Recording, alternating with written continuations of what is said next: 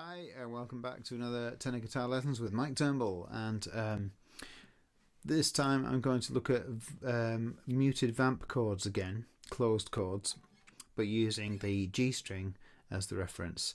In the previous video, please check that out if you want to learn some closed chords using the D string as a reference, then do that.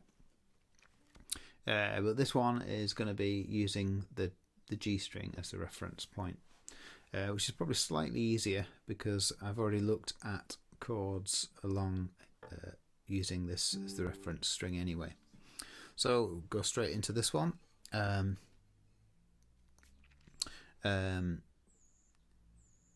We know that A is 2nd fret, and the two notes here on the G and D strings, and the rest open. Okay, another position, or a closed position for that, is to just bar everything, but then on the 4th fret, A string, fret that note there. So it's still A, but you've closed the whole thing down, so you can mute.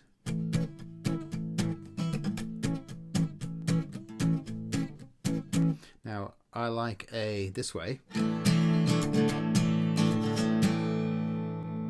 and also the A here at the 9th fret, 9th and 11th frets here. I like that one.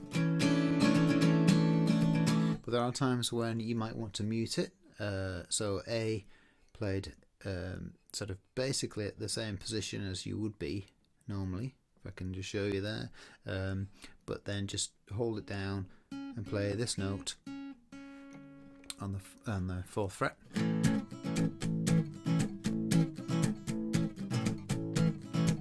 So that's basically your position. So now if you go up the string, you can find all the other chords really easily. So B is next one, the whole tone up.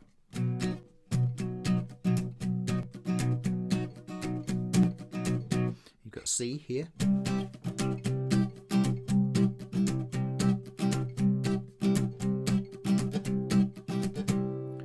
You've got D.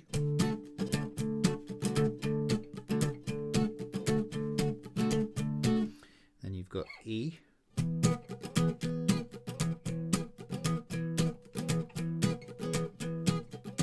You've got F. Just so depend on your tenor and where the heel of the neck is and the body. You may start to struggle now, like I'm doing, because I can probably get to G, but just. But I maybe wouldn't want to play this top high note anyway, so I would probably just vamp on these strings here.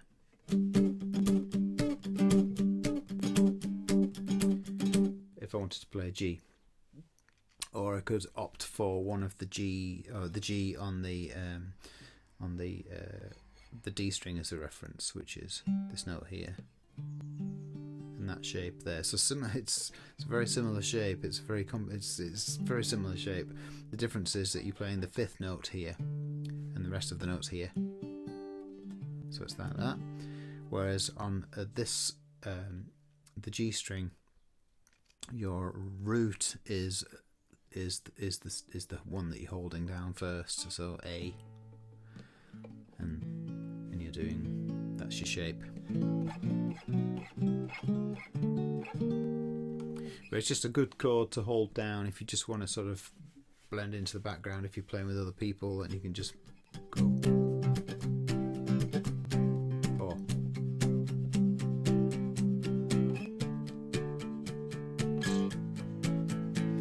that kind of thing. So now to minor this, it's dead easy, because if we take our A chord, We know that our minor shape from a previous lesson, if you haven't seen them, please have a look, is just so we're doing frets 2 on the G and D, and then fret 3 on the A, and then the open D. That's our A minor. So we can take the shape all the way up the neck. We can go B minor, we can go C minor, D minor, and still bring this top D out. E minor works really well.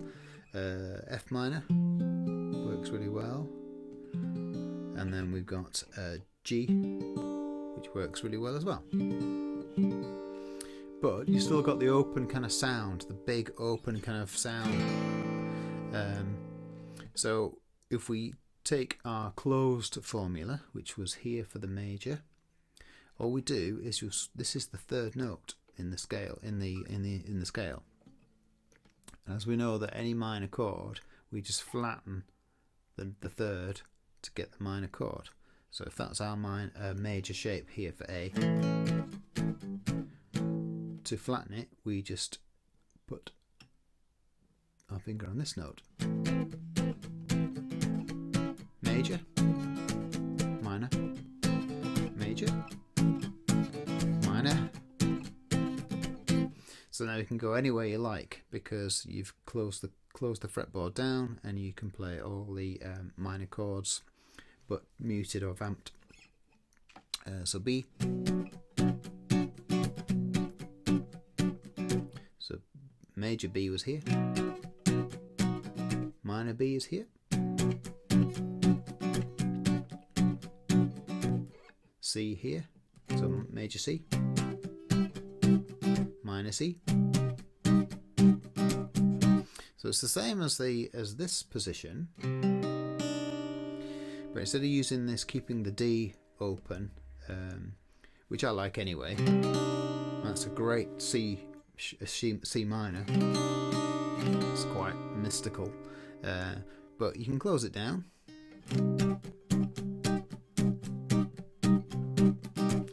D minor or D major, D minor. So it's quite good for being able to have those under your fingers, just to be able to have those shapes.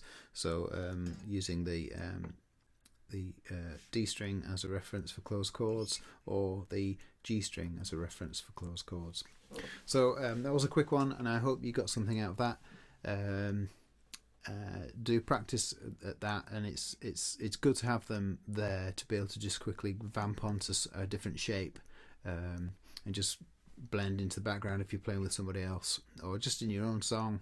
If you just want to, if you're recording, for instance, and you want to just layer some sort of muted chords down, then it's a great layer technique. So hopefully see you next time, and thank you for watching. Cheers. Bye.